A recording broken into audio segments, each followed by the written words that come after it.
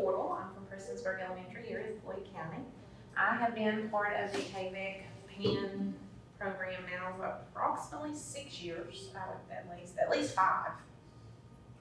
Probably since y'all started doing it. Dragging me. Yes. And I'm not ready to let go of it yet. I really enjoy what I do.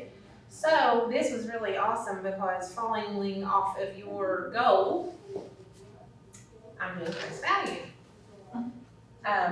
I have noticed that students really struggle with the identification of knowing, like they just see the numbers and they just start working on them. And it doesn't matter if they're going from left to right or how they do it, they just start doing it.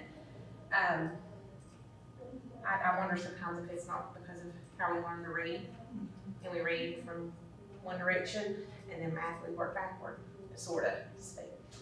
Okay. So, But we don't have to. no.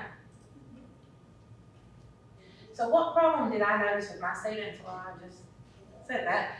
I've noticed that place value has been a very hard starting point for some students. Quantity of a number and number relationships. Why does it have to, the why? So I came up with a map. I call it show it 4 ways. I always start with my 10s and my 1s with the students. Because we start with knowing that they're numbers, we have them count forward, we should have them count backward. That's enforcing not only knowledge of numbers, but addition, subtraction, because they have to use that in both, along with multiplication and division. So what I do with the show it 4 ways is I have my students, here's the materials that I use for that. I give them base 10 blocks, and then I have created some dice, so to speak. And the red, and I start off with colors. The red is my hundreds place, the blue is my tens place, and the yellow is my ones place. And I've noticed that my students' hands are small, so they can't roll all 3 of the dice, and I don't want them picking up one and doing it at a time. So I use a little cup.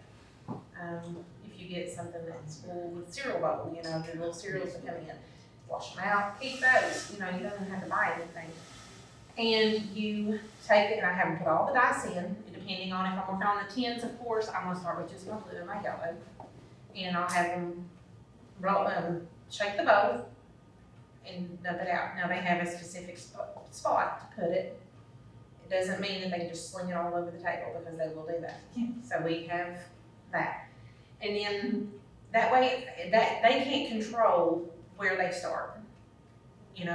It could be the yellow one comes out in the wrong spot or whatever. So then once they get their dice out, they put them in the order in which they should go, the 10s place, the 1s place.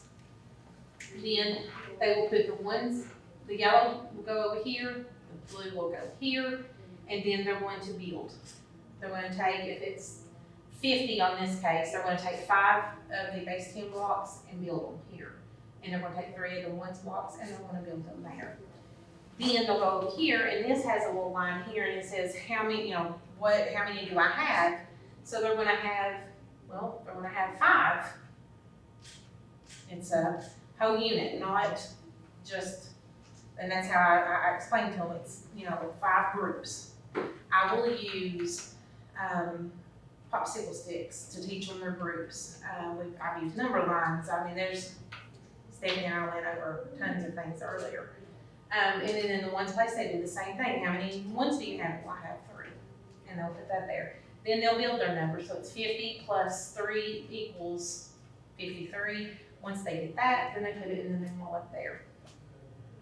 And as you can see, I have a student showing how he is implementing that. And he rolled his dice and he's building. And then once I get them past this point of the modeling, I have them go with a semi by drawing. And I take that hard part of the manipulative away. Then they have to draw. And then eventually they don't have to have any of it. And so the first thing we do is we gather our materials, and I will do Everybody knows what we get, and I'll have it sit on the table, they get what they need, and sit down. Then I'll do an I do, then I'll do an I do, we do.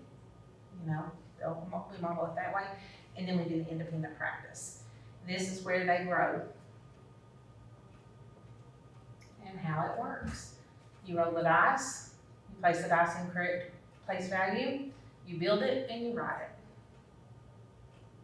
And here's just an example of fading the stages, because you know, as special educators, our main goal is to make what? Our students be independent. We want them to be comfortable, but we don't want them to be where they rely on it. And here is a QR code that you can get the mats. All you do is take put your phone up to it, scan it, and I also have copies over at the other side.